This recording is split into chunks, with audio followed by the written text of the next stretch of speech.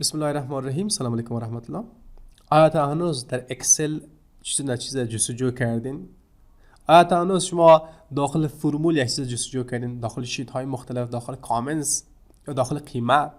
اگه تا هنوز این کار نکردین پس بیاین که یاد بگیرین که چگونه سرچ یا جستجو انجام میشه. بخاطر جستجو کردن موارد در اکسل بسیار آسان، شما بیاید در هوم بیاین، سپس در بخش گروپ ادیتینگ بالای فایند کلیک ماوس کنین و اینجاست که با شما یک دیالوگ باکس میه و داخل از این باکس شما نشته کرده میتونید و اینکه پس این را تکان بدم پس بیا یکی از خصوصیات ویندوز 7 با بالاتر این کار است.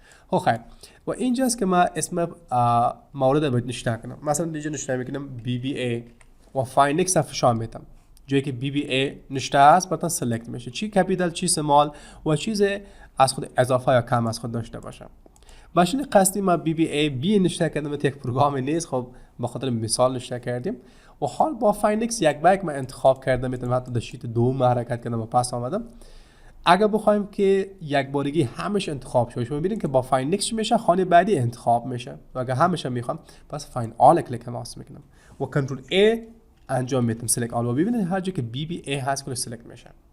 اما بینک تفکیک کنیم که کپیتال و اسمال لتر و جداگانه چطور میشه. ببین اساس روی آپشنز من میرم و در اینجا مچ کیس فال میکنم. BBA با اسمال لتر نشته است. شما ببینید که BBA کپیتال هم ما داریم، ما تقریبا 10 مورد است. ما فایند آل دوباره فشار بدم، حال 4 مورد است. ما کنترل A را فشار بدم، این 4 موردی که شما میبینید BBA اسمال لتر هست. اما با یک مشکل دیگه هم وجود داره، BBA یک B در خود اضافه داره. ما میگیم که نه فقط همین BBA باشه و چیز اضافه و کم نباشه، پس مچ انتر سل بگیرین و دوباره فایند آل فشار بدین. حالا میبینید که دو مورد اینجا براتون سلکت، من اینجا سلکت کنم دو مورد BBA و BBA.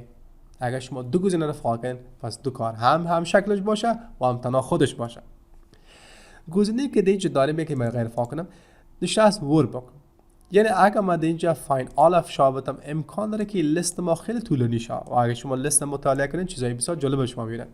اول اسم فایل شماست، دیگه اسم شیت هست که شیت یک شیت دو پیش فرض است، اسم سلول هست که چیز من نشون نکردیم اما میشه نشون کنم، فرض مثال BBA که در اول است کلیک کنم همین BBA است. در بخش نیم نشون کنم پروگرام، کلید انتر فشار میدم و اسمش چی میشه پروگرام میشه، یعنی که باشه که ساجر کنم و فایند اکس فشار بدم و دیگهش نامگذاری کنم بگویم که سکند پروگرام یا پروگرام 2 انتر و پروگرام 2 پروگرام 3 و نامگذاری کرده میتونم. و داخل کدام سلول هست؟ آدرس سلول میبینین، ولیو یا قیمتش هست که قسمی که شما میبینین ولیوش هست و فرمول هم نشه کرده میتونم. مثلا من نشه کرده میتونم در پیشوی BBA مساوی دو ناخونک BBA دو ناخونک بسته و انتر و حال این فرمولشه چون قیمتش BBA آمد این فرمول. یا شما میتونید که در آینده انشالله درس ما در فرمول رسید باز از اپر کیس و لور کیس استفاده کنین و یا کنکتینیتش کنین BBA را با اینکه فرمولش خود دور بدراز است و اما ولیوش BBA است. موردی که دیگه بعد از ورک شما میبینین خود شیت است، یعنی واحد فقط یک شیت حرکت کنه با شیت بعدی نمیره. ببینید که مورد کم بشه اینجا دیگه حرکتش هست، بای رو هست و بای کالم هست. بخاطر که خوب سی بفهمین BBA را ما پاک میکنم و یک مورد دیگه نشون میکنم تا بتونم داخل هر یک مورد شما بعد اینجا A نشون میکنم چون خیلی مورد تکراری بیشتر هست اینجا و فایند اکس ما فشار میدم. شما ببینید که در عین خط حرکت، خط دوم ختم شد در خط سوم اومد. فایند اکس و خط چهارم خط پنجم یعنی ردیف پنجم ردیف شش یعنی به شکل ردیف خوار حرکت میکنه و خط به خط به شکل افقی حرکت میکنه. ما شما میتونیم به عوض این کار به شکل ستونوار حرکت کنیم، بای کالم، یعنی یک بار در ستون H که کار خلاص شد باز میره در کالم بعدی در I و اگه در I نبود در J حرکت میکنه. پس من فایند اکس استفاده کردم، میتونم فایند اکس ببینید در یک کالم حرکت کرده حال در کالم بعدی پیش میره و به شکل ادامه پیدا میکنه. مورد بعدی ما بعد از بای رو و بای کالم لوک ان هست. در کجا ببینیم؟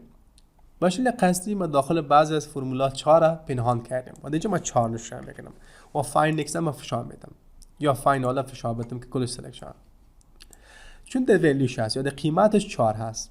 شما ببینید که 4 و 14 هر دوش در قیمتش 4 موجود هست اما امکان داره که داخل یک فرمول هم باشه. فرمول رو سلکت کنین فایند آل و حال 4 مورد اینجا آمد. ببینید 65 اینجا چی هست؟ مساوی 61 جمع 4 9 جمع 4 در داخل فرمولش هست که شما فقط در فرمول بار دیدن میتونید، یا وقتی که ادیت میکنید دبل کلیک ماوس یا F2 و غیره در خود فرمول بار است. پس داخل فرمول شما دیدن میتونید. بیاین که یک کار کنیم که یکی دیگه شما فرمول بزنم تا اگر شما یادش ندارین که چطور فرمول زدن میشه یادش بیارین. مثلا در 67 من میام قبلش مساوی نشون میکنم و در آخرش فقط مثبت 4 انتر و آل باز کنترل F و 4 نشسته است، فرمول سلکت است، فاین آل و حال ببینید یکی دیگه هم در روی لیست اضافه شد 67 جمع 4 که 71 مجموعش میشه و لوک اینتو فرمول را دیدیم ما شما. میرسیم سوی کامنت میرسیم. حالا کامنت هم میشه که 4 بنویسیم، ما کامنت نداریم کار نمیته، بیاین کار کنیم کلیک راست ماوس کنیم سر یکی از قیمت ها و انزت کامنت و نشته کنیم this is 4%. نفر چهارم هست مثال 14%. مثلا دیگه نشته کنم انزت کامنت کلیک راست انزت کامنت this is 14%. این چهارم نفر است، این چهاردهم یک کامنت برش دادم.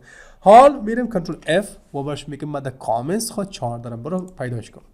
رفت BBA رو به من سلکت کرد و فایند نکست و رفت MIT رو به من انتخاب کرد. و برش ما جذاب چی است که در MIT و در BBA نه در فرمولش هست نه در اطلاعات هست بلکه در کامنتش هست که کلیک راست شما اضافه کردیم.